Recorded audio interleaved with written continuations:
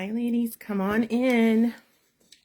I am so excited to have this discussion about this interview. Whew. So as you're coming in, just drop a comment. Tell me that you're watching so I can greet you. And thank you for joining the broadcast today. This is going to be a good one. I felt like I had to do this today. I wasn't even planning on going live today. But after watching this interview, I felt really drawn to do this today. So I'm really looking forward to the discussion and what's going to, come through here. So for those of you that don't know, I'll just start with introducing myself. So I'm Ashley Janae. I am a love and relationship coach for women. And today, this video is about the Derrick Jaxn interview that was recently posted on the Dear Future Wife Podcast. And for those of you that don't know, Derrick Jaxn is Derrick Jaxn, the popular online relationship guru guy. That's his wife.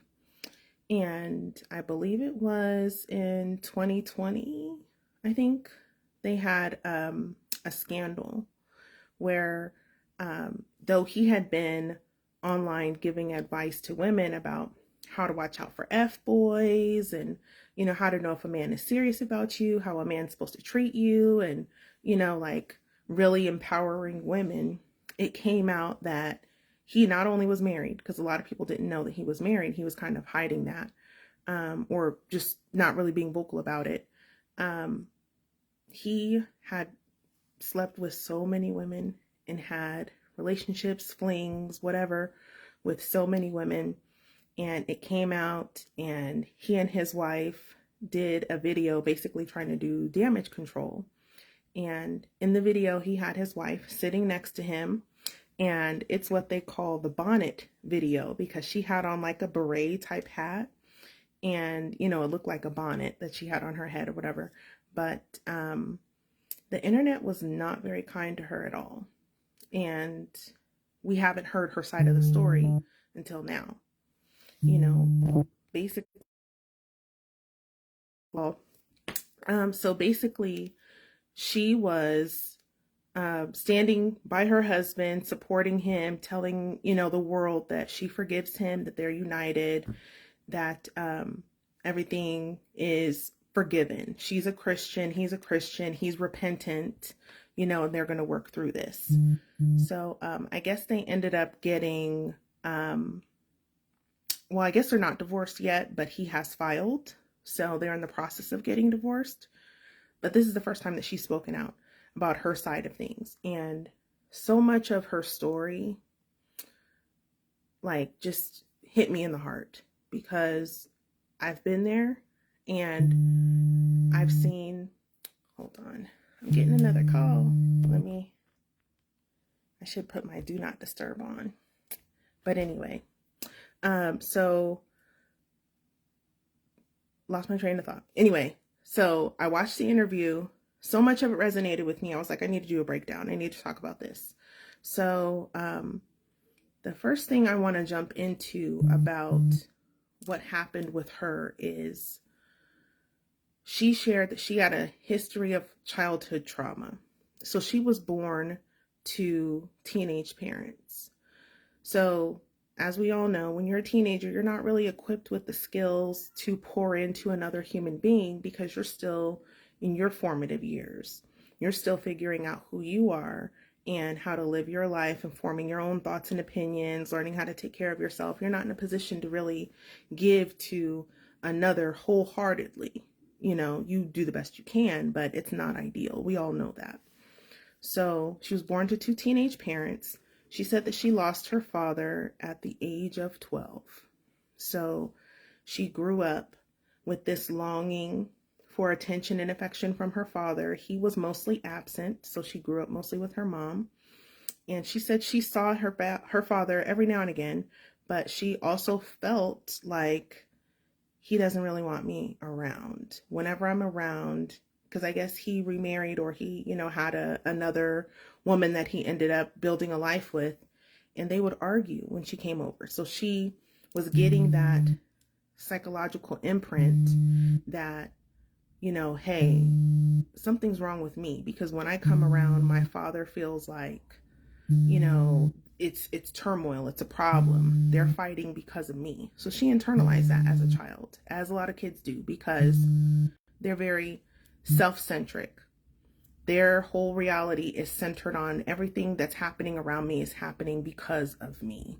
They don't realize that there are other causes. That's why a lot of children think that they did something to cause their parents' divorce, or that they can do something to fix it, because they don't realize, that what's happening around them is not necessarily because of them, or that they're not involved in it. So she grew up in that, lost her father at 12. And she said, and this is really important, I want to talk about this. She said that when she grew up, she was overweight, and that she had acne, and she did not have high self-esteem. So coming into her adult years, age 19, she actually is raped at a party. Okay, this is 3 weeks before she meets Derrick Jaxn in college. So she meets him in a college class. He's this handsome Adonis, debonair looking guy, okay, like he looks now. And she said, and I quote, "I had unkempt braids, pimples all over my face, I was chubby, and I was surprised he was talking to me." Why is this important?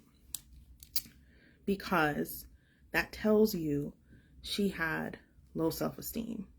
She already knew, looking at him, that this is not the type of guy who would normally find someone like me attractive. And this is a really touchy subject for women, because it makes us feel bad about ourselves, to be honest about, this guy is like the quarterback of the football team and I'm just a regular girl. Or maybe I'm a little bit dorky, or I don't have the best style, or, I have some issues going on.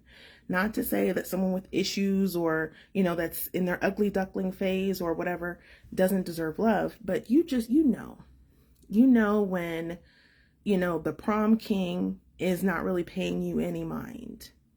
You're just kind of floating under the radar. So when a man who seems like he's out of your league, and you really have to be honest about this, when it's a man that you feel lucky to have his attention, trust that he knows that just as well as you know that. A lot of us want to tell ourselves, oh, he's talking to me because I have a great personality, or, he's looking beyond looks and he's interested in getting to know me as a person. Let me tell you, a lot of men that do that are doing it on purpose. What they're doing is they're going after women who they know are lower than them in the dating marketplace, I guess what you would call like the levels, the league or whatever. They're lower than them in the dating market. So they already know she's going to be all over me. She's going to chase after me. She's going to feel lucky that I'm showing her any interest. She's going to do whatever I want. She's going to give me sex very easily, because look at me. I look good. All the women want me. She's going to be easy to get. And there are men who collect women like that because it boosts their ego. It gives them free, easy access to sex. And a lot of times those women bend over backwards for those men. So they will give them money. They will do their homework if they're in college. They will let him use her car. They will do whatever for him because they feel so excited. They feel so lucky. They feel so over the moon that they got this handsome guy who all the women are looking at, who all the women are interested in. And they feel like, well, finally, someone is interested in me for me. Another thing I want to get into. So she comes into meeting Derrick. Like I mentioned, she had just been raped and she never processed that. She never even told anyone that she had been raped for, I think she said about 5 years. And even when she shared it, it was very brief. She never got any counseling. So she's holding in that trauma, the trauma from her childhood, not feeling wanted, not feeling nurtured, feeling neglected, not feeling pretty. Okay, that really matters for women. Not feeling pretty will make you do some crazy things to seek that validation, to feel okay, to feel good enough when you don't feel like you are attractive on the outside. Okay, so she meets him, and she said within 3 days, they were in love. Love. They spent a couple of long nights on the phone during those 3 days. Now, I can't tell you how many of my girlfriends and me have spent long nights on the phone with a guy, and after a couple of days, in less than a week, we're already in love. We already think, you know what? I feel like I've known you for my whole life, and we're vibing so well. We're connected. We talked for 10 hours. We talked all through the night until I had to go to work the next day or school the next day. It was marathon phone conversations. It just seems like sparks are flying, and it's like you've known each other forever. That, ladies, is what you would call, it's a version of love bombing. Okay? Because even though you can form a connection with somebody in a couple of days, you don't really know them. There's no way that you know somebody within 3 days. You just don't. There are certain things that take time. And you know how she didn't know him is over the next few years, she talks about how they dated for 9 years before they got married. She found out who he was. But the problem is she was already in love. From 3 days in, she was in love with this man already. So now she doesn't want to see the forest for the trees. Now she's ignoring red flags. Now she's making excuses for him, and she's bending over backwards trying to make the relationship work because she's in love. So I want to caution any woman watching this about falling in love too soon. You have to remain detached while you're dating, because you don't decide where the relationship goes. The man does. You are the prize. And I'll tell you why you're the prize. Because men are naturally competitive. Men enjoy battle. They enjoy competing with each other. They enjoy seeing who's the strongest, who's going to win, who's going to get the trophy, who's going to win in war. That's what a lot of sports is based upon, is battling another man and seeing who's the strongest, who's the best, who's going to get the spoils of, whatever the prize is. He will not value what he doesn't have to work for. And these men who go after women who are going to see them as the prize don't plan on working for you, don't value you, and they will not treat you right. They will not. It will start off okay because that's what's needed. That's basically the bait. That's how they lure you in. For any woman who's dealt with a man or a person who's like a narcissist, they never start out acting crazy or being mean or manipulating you. It's always they start out seeming so charming, seeming great. There's this connection, there's sparks. I feel like I've known this person forever. I feel like they really understand me. We understand so much about each other in such a short amount of time. It's like, they're inside my head. We can finish each other's sentences. We've had similar experiences, whatever the story is. Bottom line is you really don't know somebody in a couple of days.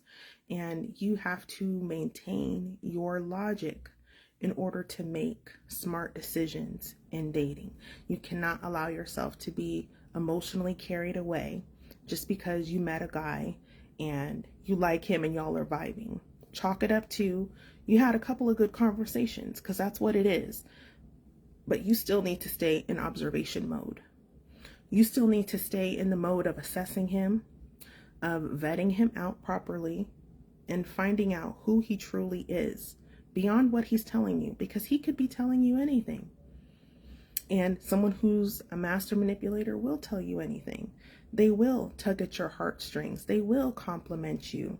They will make you feel seen and heard and understood in a way that you've never felt before. And when you're love starved, like she was, because she wasn't getting the love from her parents, she wasn't getting it from her peers, getting that acceptance. So she came into meeting him feeling like she had no voice. She had no protection because of what had happened to her with the rape and because her parents weren't there for her. She was vulnerable, and he sensed that and he preyed upon her. Don't for a second think that it wasn't intentional. It was. A man like Derrick, a man who's handsome, a man who can work the room and get the prom queen or get the popular girl, get Barbie, whatever, he knows that. That's why he has a harem of women, because he knows he's attractive. He knows he can get whoever he wants. So you have to ask yourself and be real. Why would he choose someone with unkempt braids and acne and who's basically like not anyone that's turning heads on campus? She's a regular girl flying under the radar, not anything to, per se write home about. Why is this guy who's turning heads in her face wanting to talk to her? You have to question things like that. Now, it hurts to think something like that, like, well, why would he be interested in me? We want to think, well, it's because I'm a good person and maybe he's not shallow, or we'll even think, well, maybe it's not that bad. Maybe I must look okay. But when you're looking bummy, because that's exactly how she said she was looking. And she was surprised and shocked that he was in her face. And you know what he said? Did you used to model? Because she had some pictures of herself on her binder. Did you used to model? And he said, oh, well, can you mentor me on how to get into modeling? Within 3 days, they're in love, or she's in love. Okay. And then that 3 days led to the next 9 years of her running after him while they were on again, off again dating. And he was sleeping with tons of women. She said that she saw videos on his phone of him sleeping with other women, visually watched the videos.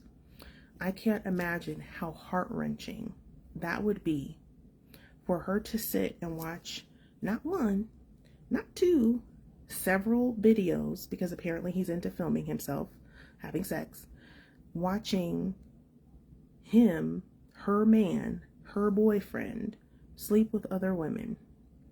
And she said she didn't want to confront him about it. She would hide in the closet and cry and hope that he would find her. She would leave and then come back, leave and then come back, or say, you know what, I'm going to try to teach him a lesson. I'm going to do something to make him jealous and make him think I'm with another guy. If you have ever done something crazy because you were pressed about a man, you can understand the way that your mind works when you start snooping, when you start trying to figure out who is this girl, what's going on with her, you're analyzing her profile, you are looking through his stuff, you're scheming and plotting on how you can get him to stop philandering and being in the streets and being community D and be devoted to you. It becomes consuming. You literally forget that you have a life to live, and you start living for this relationship and how you can fix it. It occupies so much of your time and energy, what this man is doing that you can't control, and how you can fix the relationship. And all that does is further reinforce how you don't matter. You're not even the main character in your own life. You're not even thinking about, how does this make me feel? Why is someone that I love, that I'm choosing to be with, treating me this way? And really evaluating that, and why do I want to stay with someone who's treating me this way? Why am I still attracted to someone who's treating me this way? It doesn't even dawn on you. What you think about is that competition. I want to win. I want to be the one he chooses. I want to convince him that he should stay with me. that he should be monogamous with me, that he should commit to me, marry me. It activates this desire to be chosen. And that's when you get into, I think the term pick me is being used very loosely these days, but it becomes like a pick me energy because you're willing to do anything to be picked. You're willing to do anything to get this guy.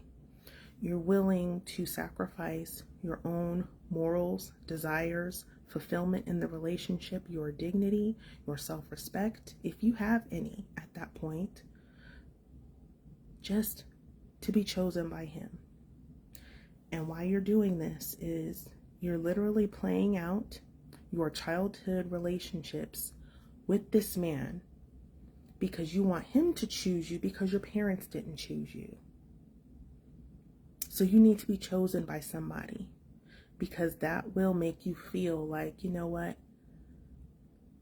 I am worth choosing. I am worth loving. I am good enough. If somebody picks me, somebody that I want to be with, if they pick me, not somebody I don't want. Because a lot of times women have men who are interested in them, but those women aren't actually interested in people who want them. They're interested in people who don't truly want them because they have to win them over. And that's about being used to struggling and having to prove yourself and be good enough for love, having to earn it, having to do things in order to get it. Sometimes parents teach their children that subconsciously through, you have to have good grades, you have to be a good girl, you have to come dance for our company, show them what you can do, or, you make your child getting love from you conditional upon what they do and not who they are. So they learn they have to do something to get love. That love is hard. That getting attention from my parents and feeling like they want to be around me, like they care about me, I have to do something. It's not just freely given. It's difficult. So if love is freely given to someone with a background like that, they don't want it. They don't want it because their wiring says, I have to work to get love. I have to prove myself. I have to show that I'm deserving of love before I will give it any value. And I can relate to this. When I was growing up, I had men, not a lot, I had a couple who just liked me from the get-go. They were willing to spend money on me, spend time with me, and they didn't expect anything from me in return. They just wanted my company. But of course, what did I do? I friend-zoned them. Because to me, and I literally remember thinking this was back when I was like 21. I remember thinking, I haven't shown him anything to love about me. How could he like me so much and I haven't even done anything? He doesn't even know me well enough to like me this much. Now, he wasn't saying he loved me. He wasn't trying to love bomb me or anything. But what I'm saying is when that affection is freely given from the get-go and someone's treating you right from the beginning and you're not used to that, it goes against what you're programmed to believe. It goes against what you're used to. It feels unfamiliar. Sometimes it feels boring.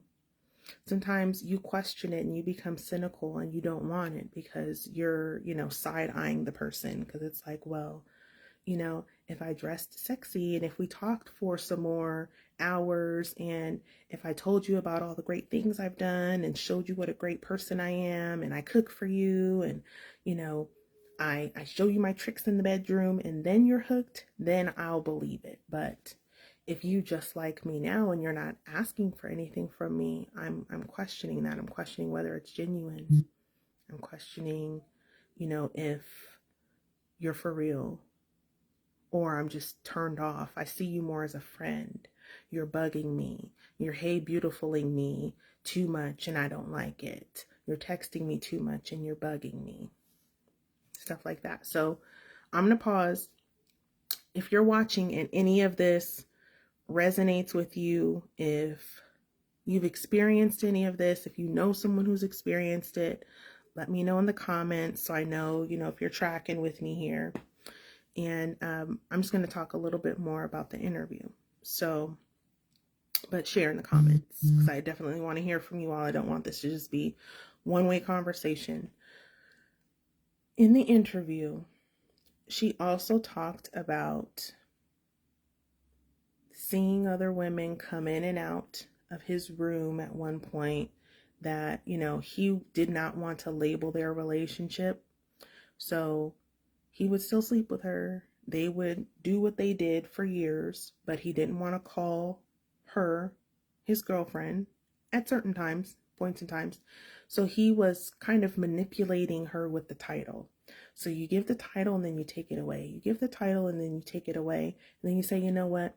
Maybe it's better if we don't have a title. But he still expects you to act the way you were when you were his girlfriend.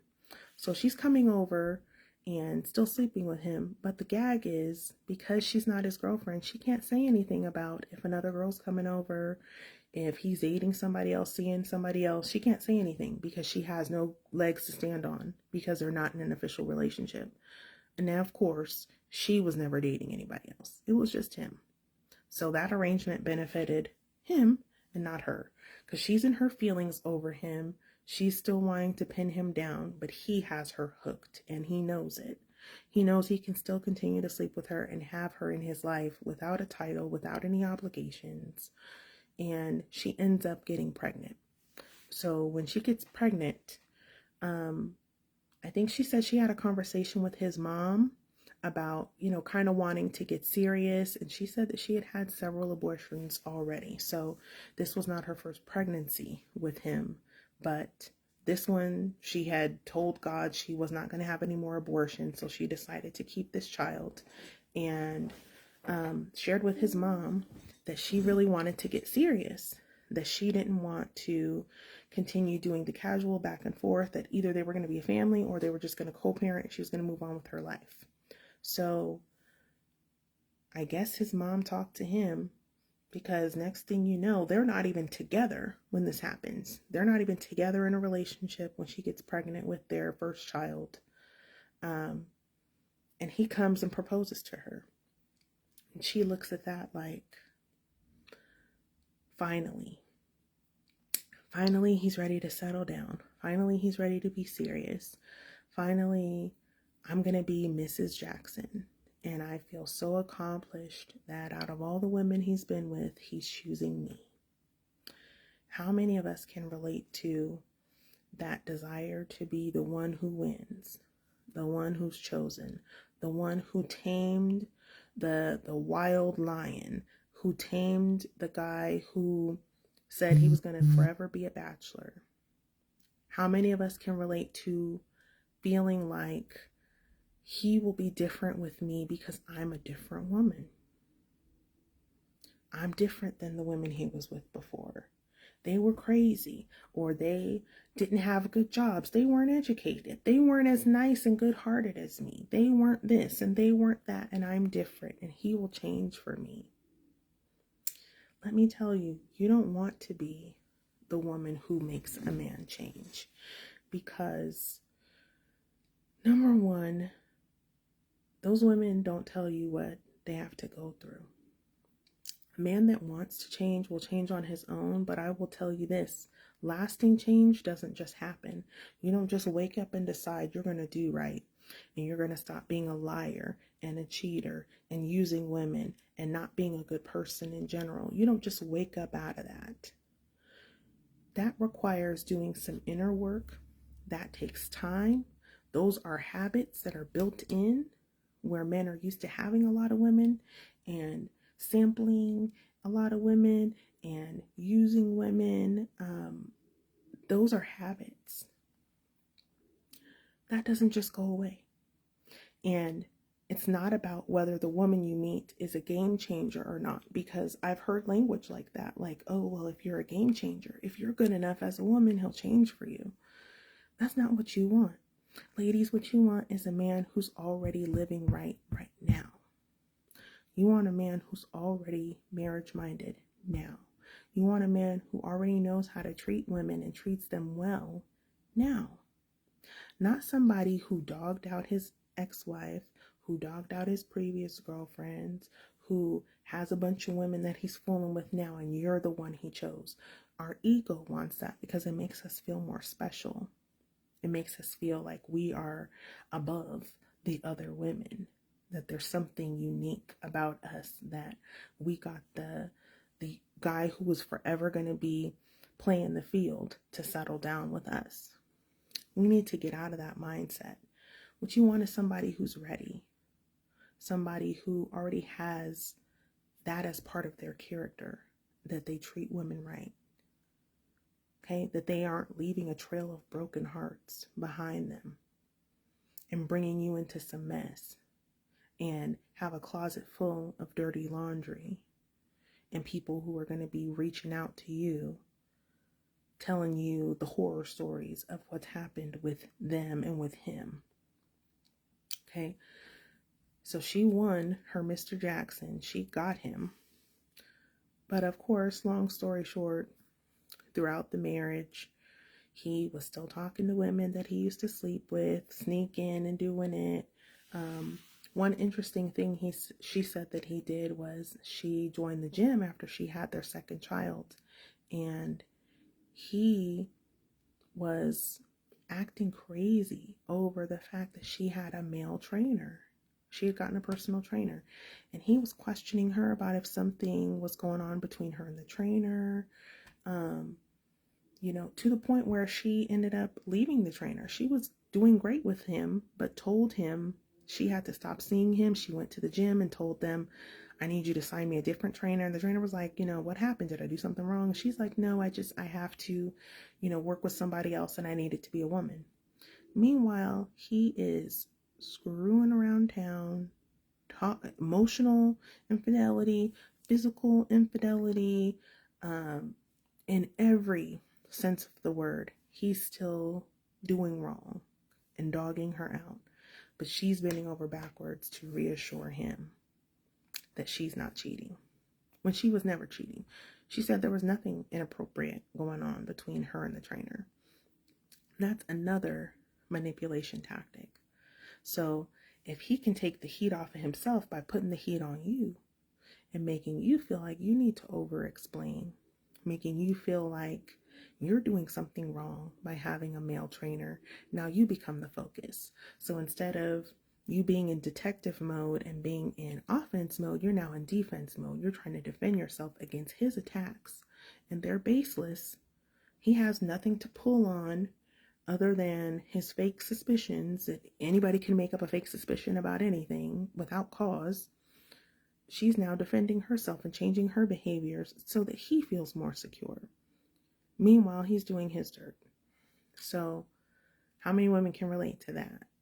How many women have experienced a man who was cheating himself, questioning you about if you're cheating, making you feel bad for your everyday routine, for talking to people that have been in your life forever that there was never any romantic connection to, or questioning you about getting dressed up, or where are you going? Who are you talking to?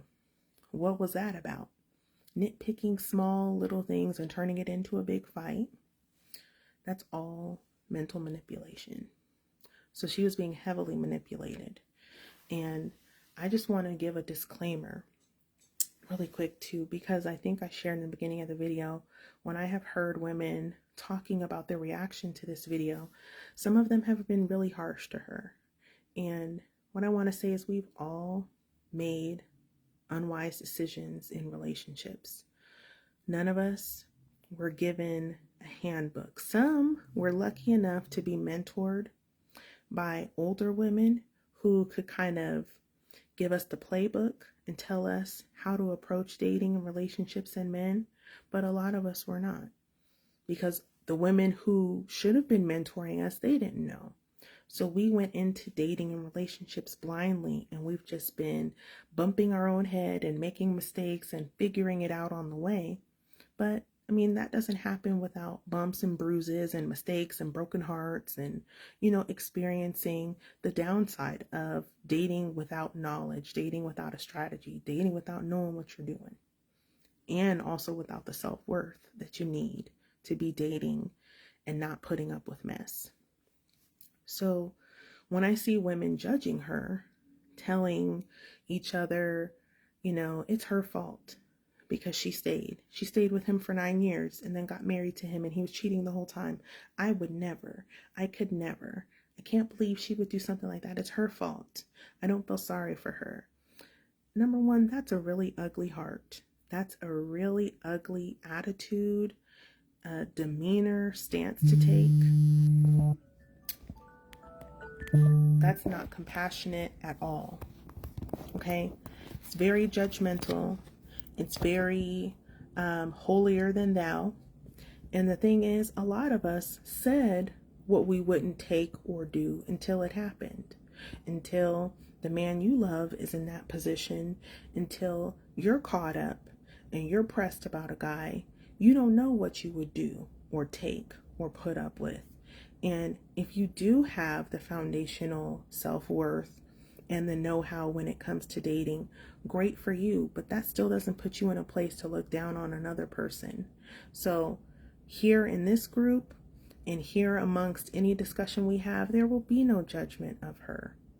Because you know what? For someone to put up with that, for someone to deal with everything that she dealt with, all that infidelity, being hidden, all the lies, the way that he presented himself as single, the women friends he kept around that he said, he couldn't cut loose because it would hurt their feelings. All of that, only someone who is hurting and doesn't know that they deserve better. You could tell someone that they deserve better, but doesn't know it in her heart. Only they would put up with that. Because when you know better, you do better. And that is absolutely the truth. So the answer is not berating her or telling her what she should have done. She did the best she could with the tools that she had at the time. With the level of awareness she had of herself, of relationships, of men. And even though from the outside looking in, something could seem plainly obvious, sometimes it's not. Because guess what? You can't see through the filter of your trauma. You can't see through the filter of your unworthiness. You can't see through the filter of hope that things will change, that someone will finally choose you, that things will get better, that he won't be with me the way he was with her, that we'll finally settle down, that, I'm just having his baby now, so now that I'm having his baby, maybe he will pick me and maybe he'll want to settle down and be a family. And there were times that he did do things that made her feel like she was being chosen.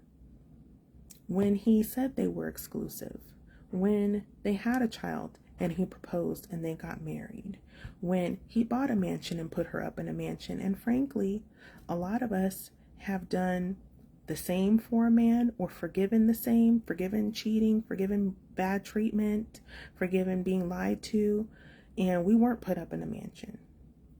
Or the man didn't marry us. The man didn't choose us ultimately. So let he who is without sin cast the first stone.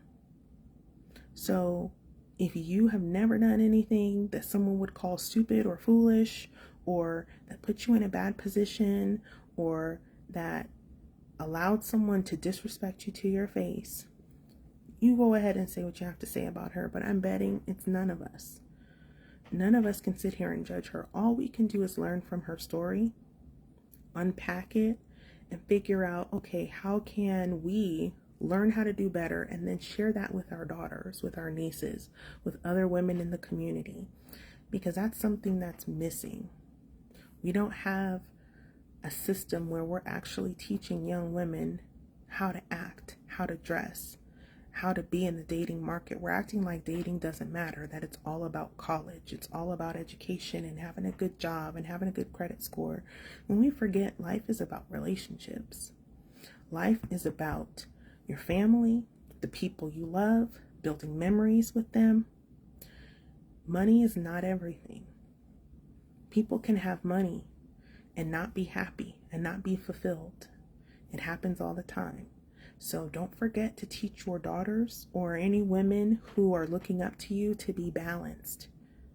Acknowledge to them, yes, you have the desire to marry, because most of us, a majority of us, are destined to be partnered. And that's why you have that desire in your heart. That's why you long for a man. And that's why it feels unnatural for you to say, you know what, I'm just going to stay single and I'll just do everything on my own. So many women say that because they can't figure out how to date, and they keep getting their feelings hurt. They keep getting their heart broken. So they figure the answer is to just swear off of dating and just decide to stay single. But they still feel unfulfilled. They still feel lonely. And the reason is because they're not meant to be alone. You're not meant to be alone. You're meant to figure out how to position yourself and attract the best man possible and build a beautiful life with him. That's how our species continues. That's how humanity continues. That's how the message of love and family and acceptance and love and light and all of that good stuff, that's how that gets spread, is the fact that we are partnering. We are sharing the love that we have with each other, with our children. We're building strong communities. We are creating stable adults, raising our children to be stable adults that go out and do good things in the world, that share God's love with the world.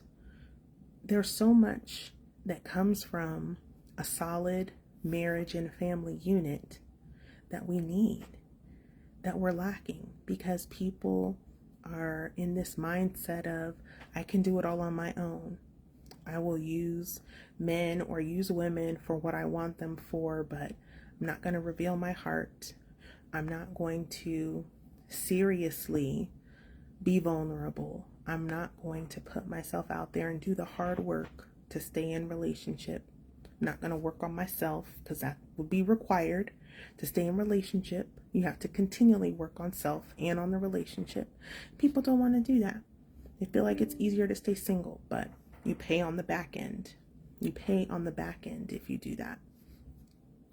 So when she finally decides, okay, he's been cheating, I want to forgive him, that's when he decides he wants to divorce her. So he sends her a text message that says, I'm done with us in this marriage.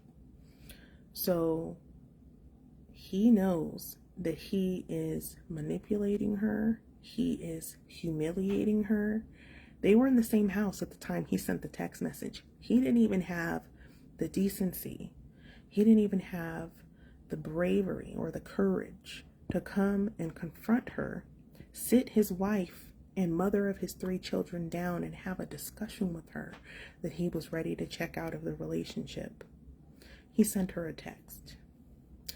I feel for this woman, because her heart must have been shattered after going through all of this and having to raise kids in the midst. Can any of you relate to how hard it is to be a mom while you are going through heartbreak, while you are broken, while you are trying to run up after a man and figure out what he's doing and who with and how to keep him, how to get his attention, how to get him to commit, why he's not calling you. Meanwhile, you have less mental energy to put towards your children because you're so focused on solving this relational issue with him. Hi, Diane. Thank you for joining. I've been talking for a little while, so if you want, after the video's over, you can watch the replay, because I've talked about a lot of stuff already. But thank you for being here. Yeah, I really felt, first of all, really proud of her. And I respect her bravery so much because, y'all know, some women can be really mean. They can be really catty. They can be very judgmental. And they have been. They were that way when she filmed the video with him, trying to stand by her man and show that she forgives him and that they're a united front. They judged her for how she was looking.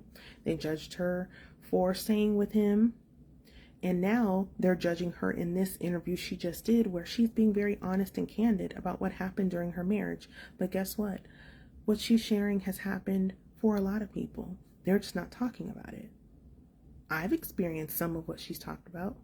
I have friends that have experienced the things that she was talking about. None of us are immune. It doesn't make you stupid.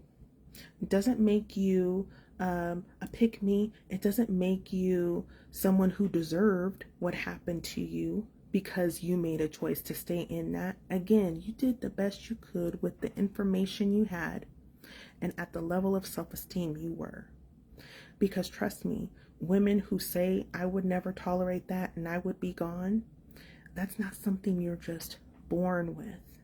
That is a mindset that is cultivated. That is a pattern of thinking, of knowing that you're worth more, of not putting up with mess, of having appropriate boundaries and feeling good about yourself, knowing that you have options. That's what gives you the self-confidence to say, I'm going to walk away if I'm not being treated well. And I want to touch on her physical looks because the interviewer actually said he brought in a makeup artist, so someone to make sure that she looked good in the interview so that they wouldn't come for her. This is so big when it comes to women and how we look. As much as we want to act like it shouldn't matter, it matters. It matters in the world in general. People treat attractive people better. There have been endless studies done on it. People who are attractive get more opportunities when it comes to jobs. They get treated better as strangers just in general. You have noticed when you are all dressed up and dolled up and you're in a dress and heels and you have your hair and makeup done, how men open doors for you versus when you're looking bummy, when you're not feeling great about yourself, when you're just kind of, looking however. There's a difference. Okay, so instead of being upset and resenting it and saying how it shouldn't be that way, let's just acknowledge that that's the way it is, because we feel the same about men too. We care how men look. If a man has dirty fingernails and dirty shoes and his teeth are tore up, he could be the greatest man in the world. Would you give him the time of day? Are you trying to look beyond his physical appearance to see, does he have a good heart? Or is he funny? Or does he have the same morals and values that you do? Is he a Christian that loves God? You ain't worried about that. You're like, you know what? I'm not feeling the physicality. I'm not feeling how you look, how you present. It's sending me a message about you and how you value hygiene, how you value style, and how you value how you look and present yourself to the world. And it would be a reflection upon me if I go out and I'm on your arm and people think I'm cool with that. Same for men. So we need to teach our daughters about beauty, about how to keep themselves up. Now, of course, beauty is in the eye of the beholder. There is no right or wrong beauty standard. But one thing I hold fast to is someone who's healthy is beautiful. When you are healthy and you're taking care of your skin glows. When you're taking care of your hair grows and is healthy. When you are taking care of your body, you are a healthy weight. Just as a natural occurrence, that's what happens. So focus first on health, reducing your stress, taking care of your mental health, nourishing all parts of your body, inside and out. And you will become more beautiful, more radiant. You will get natural attention. The happier you are, the more you smile, you become more beautiful. Consider those things. Don't just have this mindset of, it doesn't matter. I'll just look however. Because guess what? Like I said, there are men who are targeting women who look like they have low self-worth and low self-esteem and don't keep themselves up, and they're targeting you. Because they figure, you know what, if I give her some D and give her some attention, I can get whatever I want from her. Easy targets. And men who are high quality, with high self-worth, who take care of themselves and their appearance and have their money right, have their career path charted, they're doing well for themselves, the type of men that most women want. You have to think about, what kind of woman would he want to be seen with? What kind of woman, if he could pick any woman, if he has options, What type of woman would he be interested in? Would he be interested in someone who says, it's too much trouble to do my hair, so I'm just going to throw it up in a clip every single day? Or it's too much to work out, it's too much to eat healthy, it's too much to do anything to tend to my appearance? Probably not. So again, that's how you misalign yourself with those higher quality men. We think about celebrities. I'll just throw out some names. Beyonce, J-Lo, Halle Berry. All of those women are over 40, number one, mothers, number two. And guess what? They spend a lot of time and money. They invest it in their appearance. Yes, it is their brand. Yes, it results in them getting jobs and making money. But it can do the same for us everyday women. Investing in how we look is an investment that pays dividends, because you get better opportunities, you get better treatment, you feel good about you. You're not walking around trying to hide. And when you're single and you're dating, you can go into the dating market with confidence, knowing that you can turn heads, that you can get the men you want, that you don't have to hope that he likes your personality and he's willing to overlook, the fact that you have these issues going on that you could do something about. I'm not talking about something that you can't change. I'm talking about issues, flaws, whatever that you can address. If you went to the doctor, if you saw a nutritionist, if you got some skincare, if you got your hair done, if you got some cosmetics, if you picked clothing that flattered your body, if you actually invested some time and effort in yourself, that it would elevate you. That's what I'm talking about. So her with the unkempt braids and the acne and all of that, that's hard for any teenager to deal with. And she was 19 at the time, so I can empathize with that.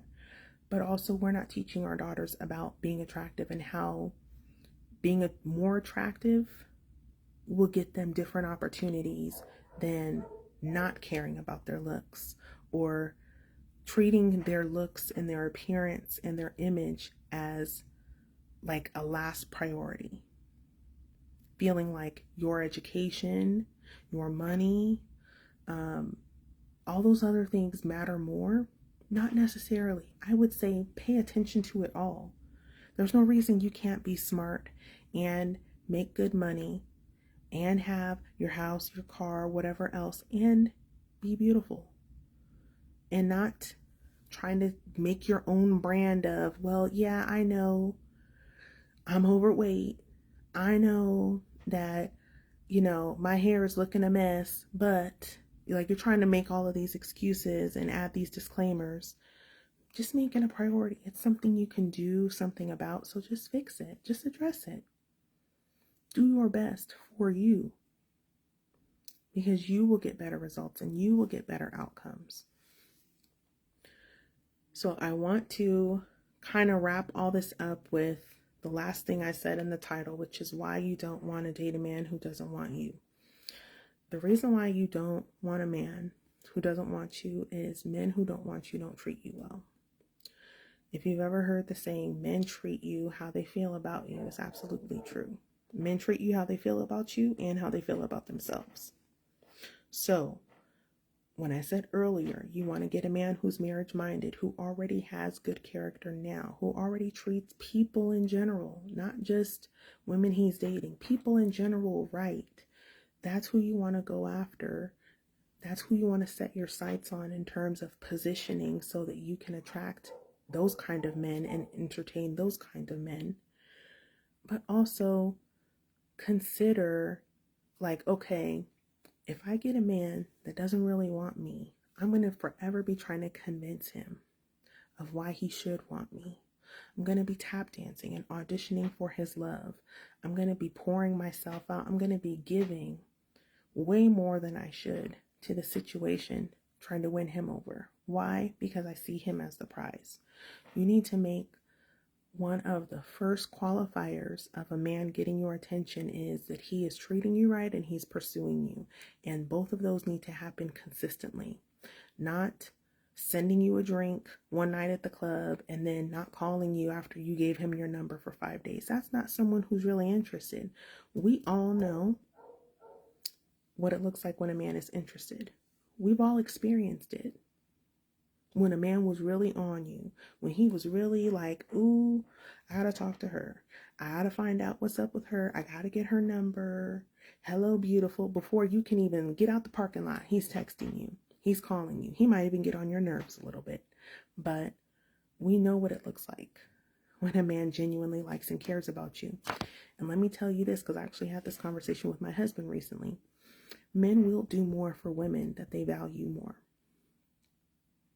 And a lot of that initially has to do with your appearance. If you look like you're a high value, high status woman, and you elevate him just by being on his arm, he feels like you're beautiful. He feels lucky that he got a chance with you and that you're willing to entertain him. Automatically, he's going to want to impress you and be on his best behavior, if you will. As opposed to a woman he could take or leave, a woman who he's just passing time with, a woman who's a placeholder, or a woman who he feels like he looks better than. He is not going to want to wine and dine or treat you right or try to impress you or bring you flowers continuously. Again, don't look at what's done in the very beginning. You have to allow time to pass to see what someone's really made of, what their true character is, how they truly act, because anyone can fake the funk for a couple of weeks. But give it time. See if his patterns change.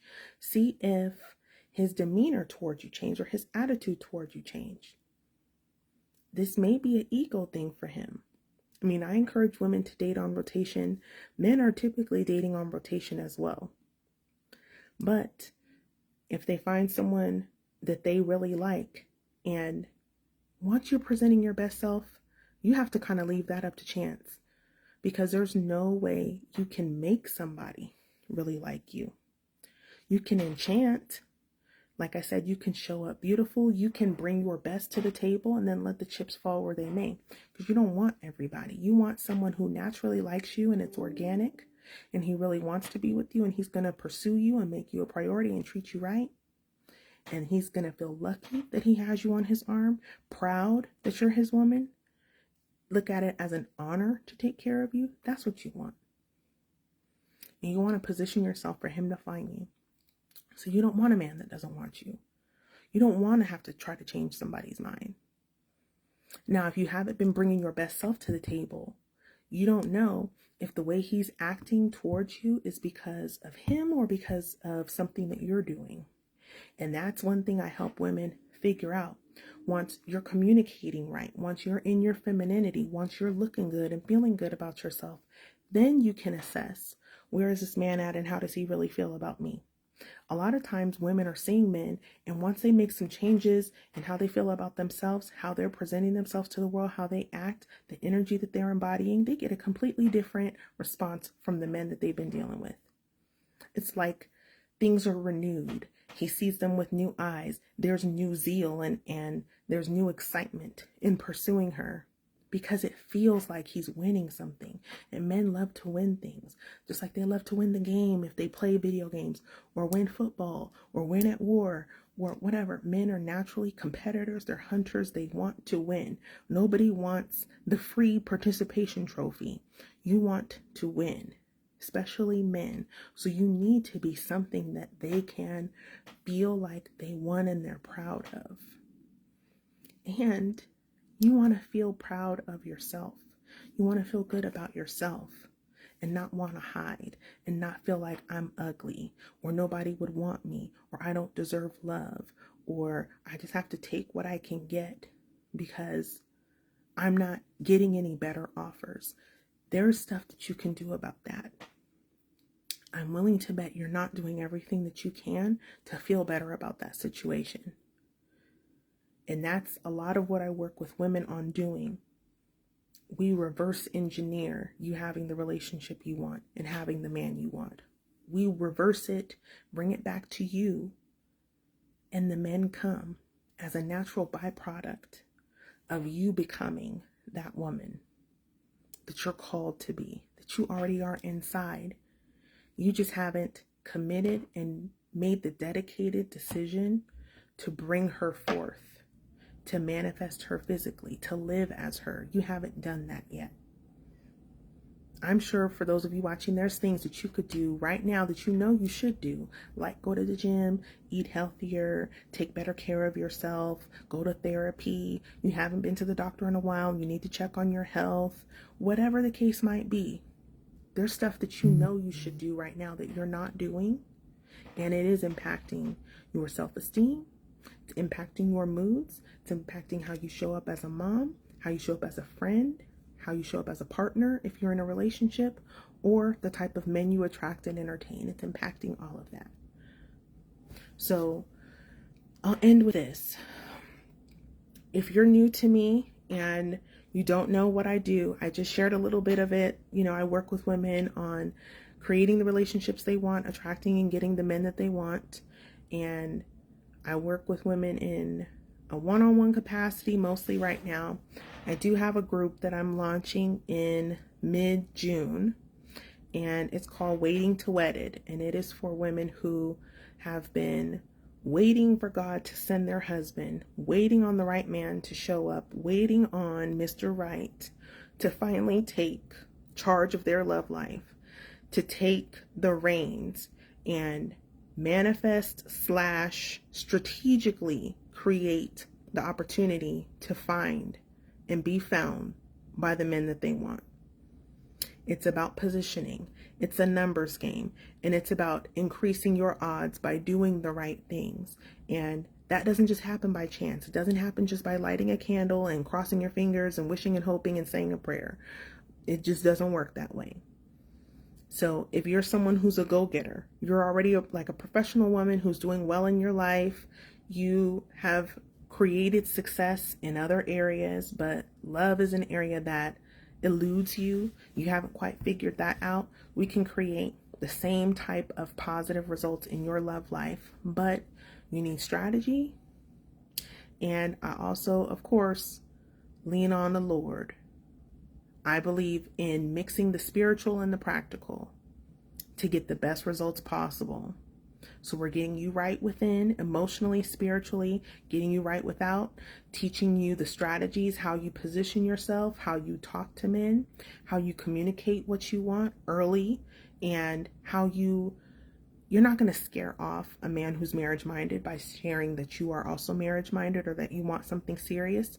But what I'm going to show you how to do is not be so emotionally attached. So if men do fall off after you share that, you know he's not one you wanted anyway, and you don't bat an eyelash, whether he was fine or not.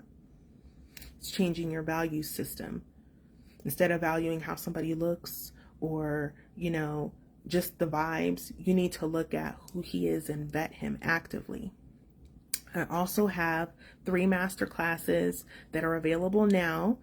They are called Vet Like a Goddess, Clarity, Stay or Go Like a Goddess, and what is the last one? There's Clarity, Vet, and Speak, which is about communication. So how to communicate with men like a goddess and own your feminine communication style. So those are 3 master classes. They're pre-recorded. They're available now. If you are interested, I give a special discount to women in the Ladies Lounge group on Facebook, and I give that discount, what's today, 5/26, so I will give that through this Memorial Day weekend. So those classes will be $25 each, or the bundle for let's do the bundle for $60. Okay, it's a really good price. They're normally $55 a piece. If you are interested, DM me. I will send you over the links. You'll have them in minutes and you can start watching. And I also have a YouTube channel if you'd like to check out more of my teachings or learn more about like my style and my philosophy on different things. I believe the link is in the group. If not, I will post it in the comments of this video.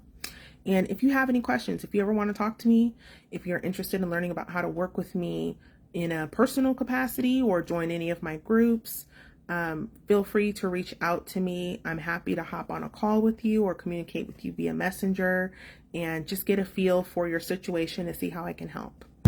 All right, so that's all for now, unless anyone has any questions before I go.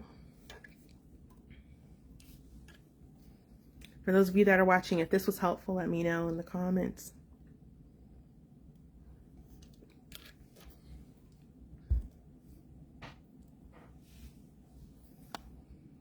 Shoot, I don't know if I'm getting comments.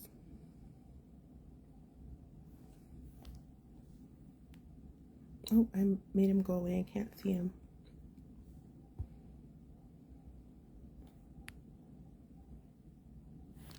Well, if no questions, then I'm going to let you ladies go. Enjoy your Friday. Enjoy your long holiday weekend. Stay safe. And like I said, if you need me, just send me a message. And I love you much. Take good care of yourself. And I will talk to you next time. Bye for now.